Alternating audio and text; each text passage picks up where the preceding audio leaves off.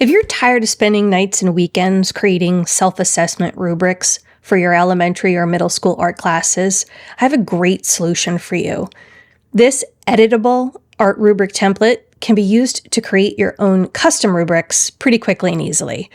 Let me show you how it works. So there are 5 emoji faces and 22 icons representing 11 different criteria for art. Those include craftsmanship, work habits, focus, completeness, creativity, project goals, art concepts, which are the elements and principles, following directions, cleanup, time management, and safety.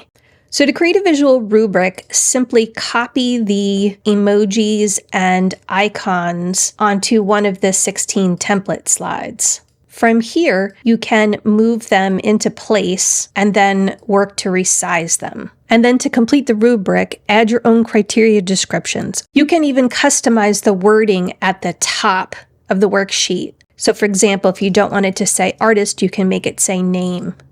And you can also change the length of the lines. And additionally, the reflective question at the bottom can be edited. You'll receive both a portrait and a landscape version of these editable art rubric templates, which will make customizing your self-assessment worksheets so much easier.